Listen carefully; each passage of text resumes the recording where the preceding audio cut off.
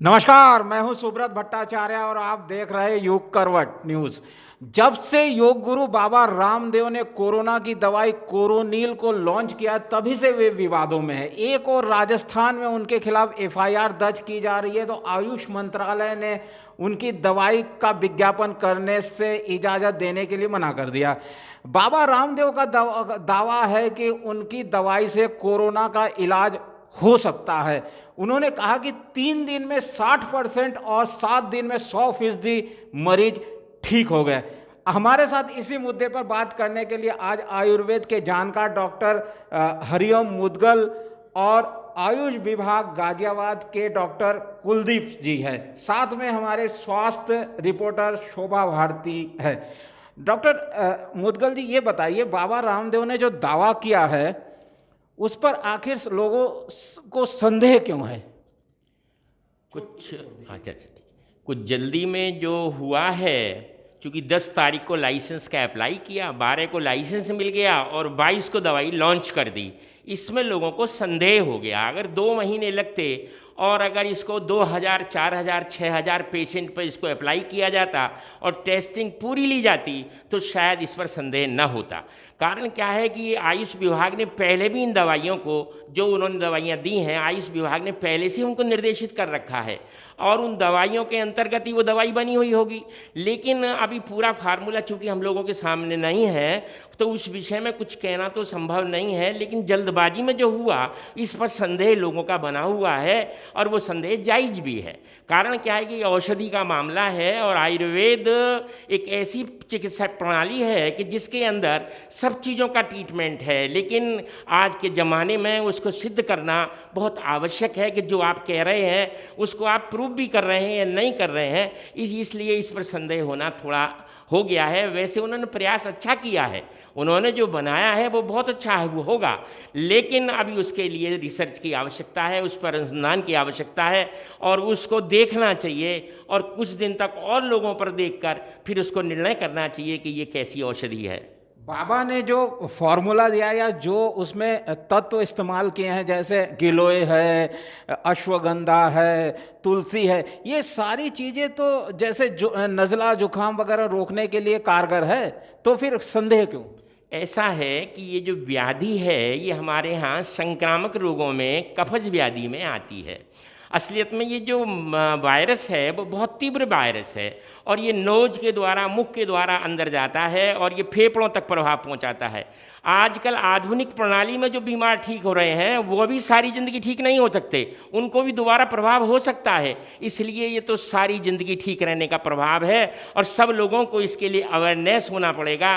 खाने पीने पर कंट्रोल करना पड़ेगा, रहने सहने में कंट्रोल करना पड़ेगा, खाना शुद्ध खाना पड़ेगा, आहार को बदलना पड़ेगा। लेकिन ये जो है ऐसा नहीं है कि एकदम गिलोय को अमृता कहते हैं। अमृता के समान वो औषधि है जो आयुर्वेद की एक ऐसी औषधि है कि जिससे सब प्रकार के बुखार ठीक हो जाते हैं। लीवर पर पूरा प्रभाव, जिसका फैटी लीवर होता है उसको भी अमृता फायदा करता है। अश्वगंधा तो एक इम्यूनिटी बढ़ाने की मेडिसिन है जिससे शरीर में भयंकर ताकत आती है और इसके लिए और विदेशों में भी अश्वगंधा के ऊपर काम हो रहा है। अश्वगंधा में यहीं काम नहीं हो रहा है, विदेशों में भी अश्वगंधा के ऊपर काम हो रहा है। काली मिर्च, हमारे यहाँ त्रिगुटू नाम की एक औषधि होती है जिसमें 3 दवाइयाँ होती हैं, सौंठ, मिर्च, पीपली हमारे यहाँ बहुत गुणकारी है। ऐसी काली मिर्च का चूर्ण बनाकर शहद के साथ देते हैं तो गला और खांसी और नज़ले जुकाम की बीमारी को फ़ायदा होता है। तो ये संक्रामक व्याधि होने के नाते इसमें नज़ला जुकाम की दवाई तो चलना स्वाभाविक है। बहुत अच्छा है कि उन्होंने ये फार्मूला लिया जिसमें काली मिर्च लिया, मधुएस्टी लिया, गिलोय लिया, भुई आमला लिया। ये हमारा आयुष विभाग से भी फार्मूला है। लेकिन अभिप्राय ये है कि कुछ जल्दी में कर दिया, उस पर थोड़ा काम करना चाहिए था। जल्दी में कर दिया इसलिए सवाल उठ रहा है क्या? जबकि बाबा का कहना है कि उन्होंने आयुष मंत्रालय से कह दिया था कि हम इस पर प्रयोग कर रहे हैं, हमारा काम जारी है, लेकिन हमने जब काम कर दिया तो आयुष मंत्रालय उस पर आपत्ति जरा। आयुष मंत्रालय की जो गाइडलाइन है, क्लियर कट गाइडलाइन है कि कोई भी नई औषधि किस रूप में, किस प्रकार से बनेगी, उसके लिए आप इन हाउस क्लिनिकल ट्रायल किया जा सकता है और क्लिनिकल ट्रायल के बाद ही उस औषधि को जो स्टेट लाइसेंसिंग अथॉरिटी है वो अप्रूवल देती है।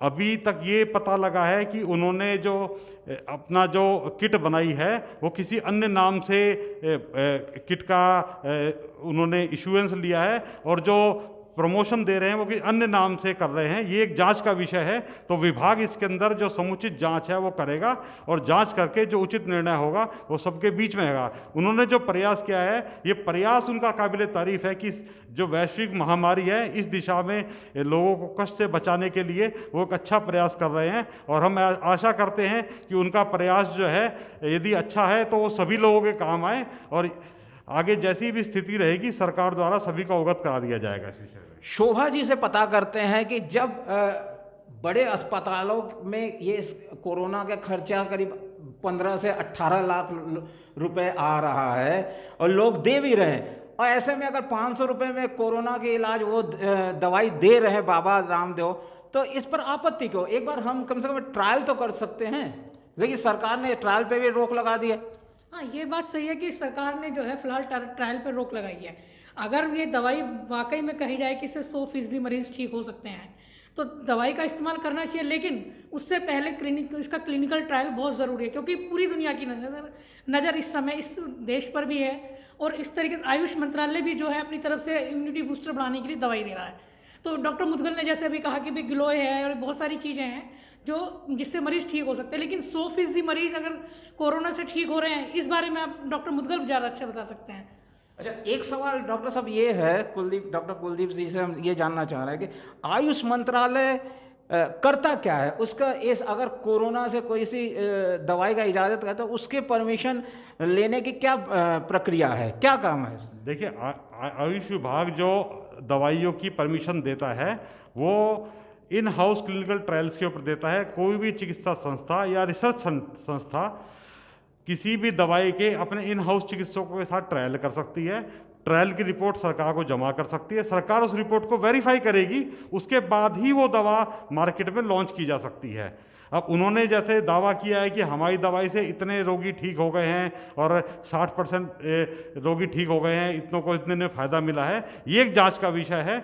उस जांच को वेरीफाई कर लिया जाएगा और जो रिपोर्ट होगी वो आप सभी लोगों के बीच में उपलब्ध होगी। नहीं, जैसे ICMR हम जानते हैं एलोपैथिक दवाई पे प्रयोग भी कर रहा है और कई जगह पे शोध, लेकिन क्या आयुष विभाग ऐसा कोई शोध कर रहा है या उसके कहीं निर्देशन है में जहां जब से ये कोरोना संक्रमण का मामला सामने आया है? जी, उसके लिए आयुष विभाग का सेपरेट डिपार्टमेंट है, central council of research in Ayurvedic sciences, Janakpuri में स्थित है, जो इस तरह की ऑल इंडिया लेवल की रिसर्च को ऑथेंटिकेट करता है, उनको टेस्ट करता है, उनको पब्लिक के सामने लाता है।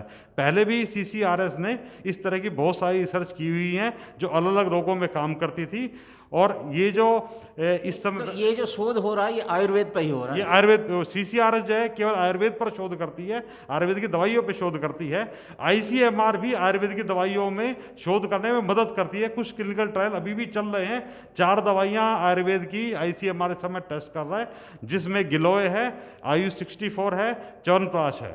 अभी क्या स्थिति में उनके शोध का क्या किस स्तर पे शोध है? वो शोध अभी जारी है। शोध एक विस्तृत विषय होता है, उसमें समय भी लग जाता है और रिजल्ट का जो है बहुत बार डिपेंड करता है कि किस तरह का शोध रहा। तो अभी उसका रिजल्ट नहीं आया, आशा है कि आने वाले कुछ महीनों में जल्दी उनमें इन 4 दवाइयों में से रिजल्ट आना शुरू हो जाएगा। लेकिन डॉक्टर कुलदीप, अभी आयुष मंत्रालय की तरफ से इम्यूनिटी बढ़ाने के लिए, यानी कोरोना से बचाव के लिए इम्यूनिटी बूस्टर की दवाई सभी क्वारंटाइन सेंटर्स में होम आइसोलेशन में दी जा रही है। उसमें भी वही ग्लोए और च्यवनप्राश और जो आपने अणु तेल की बात करी है वो सब है। क्या उससे कोरोना से बचाव कितना हो सकता है? हाँ, जैसा कि अभी तक के वो भी क्लिनिकल ट्रायल के अंडर में है? नहीं, वो क्लिनिकल ट्रायल के अंडर में नहीं है। देखिए, आयुर्वेद में ये विषय पहले से विद्यमान है कि कोई भी विषाणु या संक्रमण हो सकता है, तो उसके बचाव के लिए जो प्रिवेंटिव मेडिसिन है, त्रिफला है, गिलोय है, गर्म पानी पीने के लिए आयुष विभाग ने बताया, आयुष मंत्रालय ने बताया है, सौंठ, काली मिर्च और पिपली का शहद में मिला के सेवन करने ने बताया। इनसे कोई सिर्फ कोरोना नहीं, किसी भी तरह के संक्रमण से बचा जा सकता है। तो ये प्रिवेंटिव मेजर्स हैं। इन प्रिवेंटिव मेजर्स से ये फायदा होगा कि रोग आपको किसी को होगा ही नहीं, या होगा तो उसके लक्षण बहुत न्यून होंगे, कम से कम होंगे। तो इसको प्रयोग करना चाहिए और प्रयोग कर इन जो प्रिवेंटिव या इम्यूनिटी बूस्टर मेडिसिन को बढ़ाने से आप बीमारी से बच सकते हैं, उसको लगातार प्रयोग करना चाहिए। लेकिन बाबा रामदेव भी तो वही इम्यूनिटी बूस्टर लेकर आए हैं जिसको वो कह रहे हैं कि ये कोरोना से बचाव की दवाइयाँ हैं, जो आयुष मंत्रालय इस समय दे रहा है मरीजों को। वही मेथड उनका भी है, सेम मेथड उनका भी है। उन्होंने अपनी अलग से भी कुछ क्लिनिकल रिसर्च और क्लिनिकल ट्रायल किया है, जो कि अभी जांच की जा रही है कि उनकी जो ट्रायल है उसमें कितनी सत्यता है। उसकी सत्यता का विषय का जांच चल रही है। जांच के जैसी रिपोर्ट आएगी आप सबके बीच समक्ष। विरोध क्यों है? मेथड तो वही है रामदेव बाबा का भी। बाबा रामदेव भी तो वही दवाइयाँ दे रहे हैं जो आयुष मंत्रालय दे रहा है मरीजों को, तो फिर उनकी दवाइयों पे विरोध क्यों है? नहीं, विरोध इसलिए है उनकी दवाइयों पे कि उन्होंने जो जानकारी में आया है कि उन्होंने जो फार्मूला अप्रूवल लिया है वो किसी अन्य नाम से लिया है और जो मार्केटिंग कर रहे हैं वो किसी अन्य नाम से कर रहे हैं। तो ये जांच चल रही है इसके बारे में। जैसी जांच की रिपोर्ट आएगी आपके बीच में प्रस्तुत की जाएगी। मतलब आप जांच कर रहे हैं वो गलत उस पे लेकर गलत दवाई बनाए, ये जांच नहीं कर रहे कि आखिर कोरोना की दवाई जो बाबा रामदेव ने बनाई है वो कोरोना के लिए सही है या नहीं। जो दवाई बाबा रामदेव ने दावा किया है कि कोरोना के लिए बनाई है, इसका दावा CCRS के पास भेजा जा चुका है और CCRS इसको अंडरटेक करके इसको चेक कर रही है। इसके अलावा और भी बहुत सारे वैद्यों ने इस तरह का क्लेम किया है कि उनकी दवाई से ठीक हो। आप थोड़ा सा ये क्लियर कर दे, आपकी जांच बाबा रामदेव के दवाई की हो रही है, बाबा रामदेव के खिलाफ हो रही है? नहीं, खिलाफ किसी के नहीं हो रही है, केवल दवाई की जांच की जा रही है। खिलाफ सरकार किसी के खिलाफ नहीं, सरकार अच्छा काम कर रही है। आपने कहा कि किसी और नाम से उन्होंने रजिस्ट्रेशन कराया और किसी और नाम ऐसा जानकारी में आया है। अभी वो तथ्य सामने नहीं आए हैं, तो उसके लिए अलग विभाग है जो इसको जांच कर रहा है। चाहे किसी भी नाम से रजिस्ट्रेशन, अगर वो दवाई कोरोना के लिए काम आए तो इससे बढ़िया और क्या हो सकता है? कोरोना के लिए जो उनका दावा है उसको आयुष विभाग जांच कर रहा है कि ये दवाई कोरोना पे काम करेगी या नहीं करेगी। जांच रिपोर्ट कब तक आ जाएगी? जल्दी ही आने की उम्मीद है। फिर भी कब तक? अगले हफ्ते में। इस समय भारत में करीब 5 लाख मरीज कोरोना संक्रमित हुआ और 15,000 के करीब मौत हो गई। अब लोग इंतजार करने की स्थिति में नहीं है, जल्द से जल्द दवाई चाह रहे हैं। तो आयुष मंत्रालय हमारे दर्शकों को ये आश्वस्त करेगा कि कब तक बाबा रामदेव की दवाई पर रिपोर्ट आ जाएगी और कब तक लोग ये जान जाएंगे कि बाबा रामदेव की दवाई सही है या गलत। देखिए, ये तो जांच में तो समय लगता है क्योंकि उसके लिए लंबा प्रोटोकॉल होता है। तब तक जैसे क्वारंटाइन का 14 दिन होता है, तो जांच का भी तो आपका एक निर्दिष्ट टाइम है, समय है। नॉर्मली कोई भी जांच रहती है 1 महीने के अंदर सरकार उसकी रिपोर्ट दे देती है। तब तक आयुष मंत्रालय की ओर से जी हाँ, तो कुलदीप जी कह रहे हैं कि 1 महीने बाद बाबा रामदेव की दवाई की जांच रिपोर्ट आयुष मंत्रालय की ओर से आ जाएगा। डॉक्टर साहब ये बताइए कि जो बाबा रामदेव दावा कर रहे हैं कि हमने दवाई बना ली कोरोनिल, क्या पतंजलि में इस तरह की सुविधाएं है, लैब है कि वो इस तरह जहां पूरी दुनिया में कोरोना की कोई दवाई नहीं बन रही है या अभी तक बनी नहीं है, बाबा रामदेव दावा कर रहे हैं कि उन्होंने दवाई बना ली, क्या ऐसा क्या ये संभव है? ऐसा है, लैब तो उनके पास है और उनके पास स्टाफ भी है और उनके पास अच्छे आयुर्वेदज्ञ भी हैं जो काम कर रहे हैं। लेकिन सहायक औषधि तो बन सकती है, मेन औषधि अभी नहीं बन सकती। इसमें समय लगेगा। जहाँ टीका नहीं बन सकता है, जहाँ टीके में समय लगेगा, वैक्सीन नहीं तैयार हो रहा है, वहाँ हम ये कहें कि हमने ये तैयार कर दिया, ये गलत है, ये ठीक नहीं है, ये भ्रमित है। इससे लोगों को भ्रामक संदेश जाएगा। हम गर्म पानी पीना छोड़ देंगे, हमको गर्म पानी पीना चाहिए, हमको अपने रहने में परिवर्तन करना। आप कहना चाह रहे हैं कि बाबा रामदेव लोगों में भ्रम फैला रहे हैं? नहीं, ये एक भ्रम है जल्दबाजी का। अगर इसी में वो 2-4 महीने लगाते और कुछ प्रयास अच्छा करते, कुछ विशेषज्ञों की सलाह लेते तो शायद अच्छा होता। आयुर्वेद में औषधियाँ हैं, इसे हम मानते हैं और उन्होंने प्रयास किया, ये भी हम मानते हैं। लेकिन जो तरीका उनका है वो ठीक नहीं है। वो इतनी जल्दी का तरीका है कि सारे विश्व में जो खबर जाएगी आयुर्वेद के खिलाफ, वो अच्छा नहीं है। उसमें रिजल्ट 100% बता रहे हैं वो। अरे 2-4 हज़ार बीमारों पर देखना चाहिए था, 2-4 हज़ार बीमारों पर ट्राई करना चाहिए था। तुम तो बहुत बड़े एक आदमी हो, तुम क्या 2-4 हज़ार आदमियों को दवाई नहीं दे सकते हो? 2-4 हज़ार आदमियों के ऊपर इसको अप्लाई करते और देखते, तब उस रिपोर्ट को देते तो ज़्यादा अच्छा होता।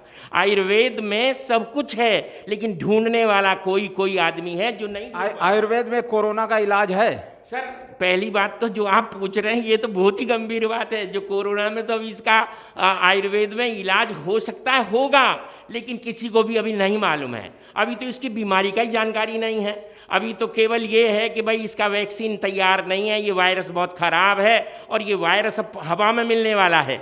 हर आदमी को मास्क लगा के रहना चाहिए, बिना मास्क के बिल्कुल नहीं रहना चाहिए। बाहर आदमी जाए तो मास्क लगा कर जाए और अपने रहने सहने खाने पीने में परिवर्तन करे, केवल दवाई के ऊपर ना रहे। आज भी मैंने अभी आपसे बताया था कि जो लोग मॉडर्न पैथी से भी ठीक होकर आ रहे हैं, जो 2 लाख आदमी ठीक हुए हैं, वो पूरी तरह ठीक नहीं है, उनको ये दोबारा भी बीमारी हो सकती है। अगर वो अपने रहने सहने आहार में परिवर्तन नहीं करेंगे, अपने रहने में परिवर्तन नहीं करेंगे, खुद अपने को नहीं संभालेंगे, तो ना वो परिवार को संभाल सकते हैं, ना वो समाज को संभाल सकते हैं। जी हाँ, सिर्फ दवाई से काम नहीं चलेगा, अपने आहार विहार और रहन सहन को भी परिवर्तन करना पड़ेगा। एक सवाल शोभा जी से, क्या आप भी मानती है कि बाबा रामदेव ने जल्दबाजी की है? बाबा रामदेव ने अपने दवाई बेचकर मुनाफा कमाने पर ज़्यादा ध्यान दिया है वनस्पति की लोग वाकई में कोरोना की दवाई का इलाज मतलब इस वो शोध करके उसका वो निकालने के लिए? ये बिल्कुल सही बात है कि बाबा रामदेव ने बहुत जल्दबाजी में ये फैसला लिया।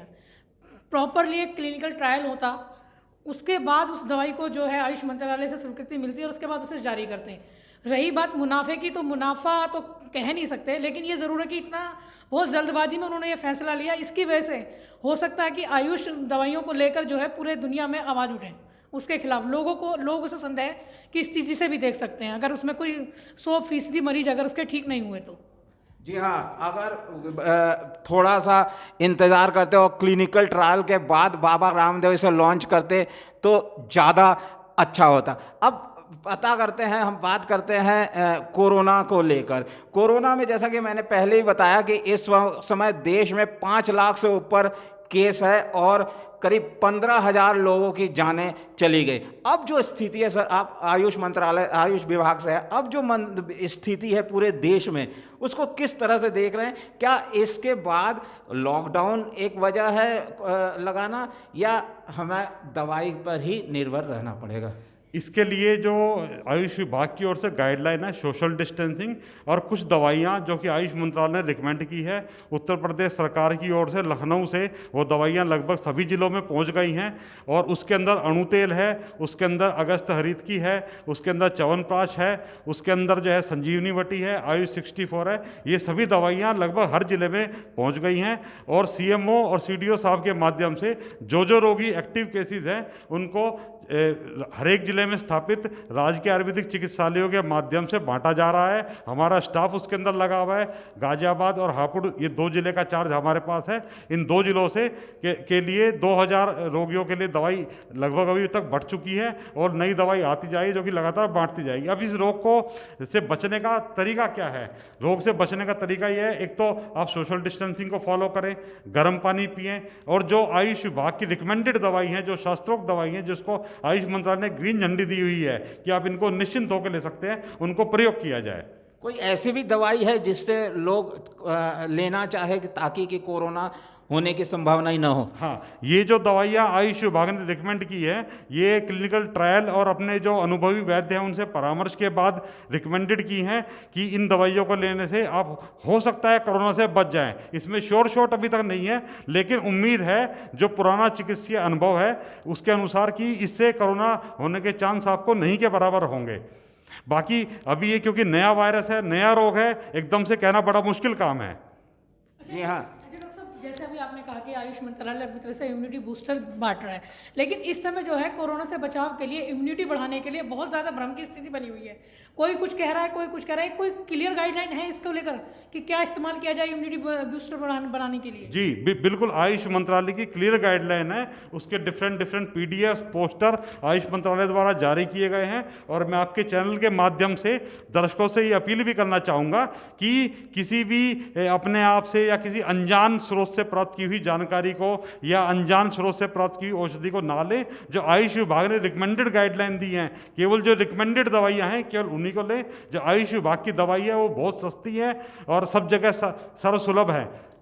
आयुष विभाग ये बातें बताने के लिए ज़्यादा प्रचार क्यों नहीं कर रहा है? लोगों को कैसे जानकारी? ये तो हम अपने दर्शकों को बता रहे हैं, लेकिन आम लोग जो हमारा चैनल नहीं देखते हैं या जो अखबार नहीं देखते हैं, गांव में है वो, उन्हें कैसे जानकारी मिले? उसके लिए आयुष विभाग ने आयुष संजीवनी ऐप बनाया है, जिसमें अभी तक लाखों करोड़ों की संख्या में यूजर जुड़ चुके हैं। वहाँ पे लगातार अपडेट मिलती है। उत्तर प्रदेश सरकार की ओर से अलग से आयुष कोविड ऐप बनाया गया है, दोनों में रोगी जोड़ सकते हैं और उसमें साथ साथ ये भी पता लगेगा, वहाँ पे सरकार द्वारा रिकमेंडेड गाइडलाइन उसमें मिलती है, लगातार अपडेट मिलते हैं कि क्या क्या आपको नहीं करना चाहिए, क्या किसकी चीज़ से आपको बचना चाहिए। जी हाँ, आयुष संजीवनी ऐप और आयुष कोविड ऐप में आप जाकर इस बीमारी के इलाज के बारे में किस तरह के गाइडलाइंस दी गए उसको जान सकते हैं। डॉक्टर मुदगल जी से पता करते हैं, सर अभी जो स्थिति है वो कोरोना की, 5 लाख के करीब हमारे यहाँ देश में वजह, हर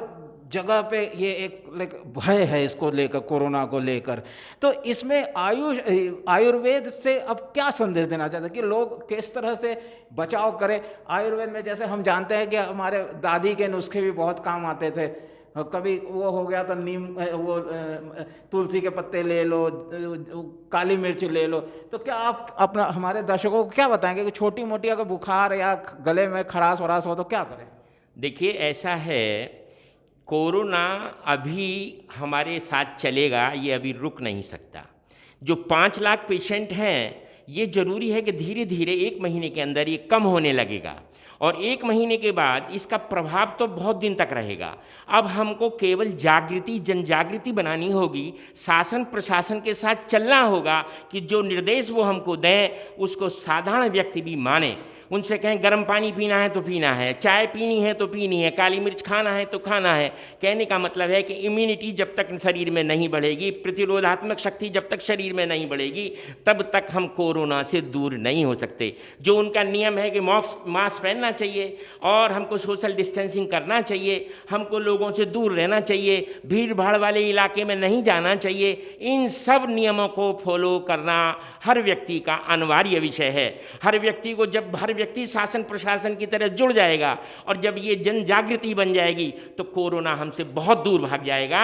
और हमने देखो पोलियो जैसी बीमारी को भगाया है, हमने 20 साल तक रोटरी में काम किया और हमने इतनी ड्रॉप्स पिलाई और आज वो बीमारी जड़ से चली गई। ये कोरोना भी कुछ दिनों के अंदर ऐसे ही चला जाएगा, लेकिन प्रत्येक व्यक्ति को जन जागृति पैदा करनी होगी, स्वयं बचना होगा, परिवार को बचाना होगा और उसके बाद फिर समाज को बचाना होगा। और तब इसमें राजनीति नहीं करनी होगी, इसमें राजनीति नहीं करना है। आपने बहुत अच्छी बातें कही कि कोरोना चला जाएगा, लेकिन उसके लिए जन जागृति बहुत जरूरी है। तो ये रहा बहस का एक बहुत ही महत्वपूर्ण विषय पर बहस। कैमरामैन वरुण और ऋतुराज के साथ सुब्रत भट्टाचार्य, युग करवट न्यूज़ के लिए।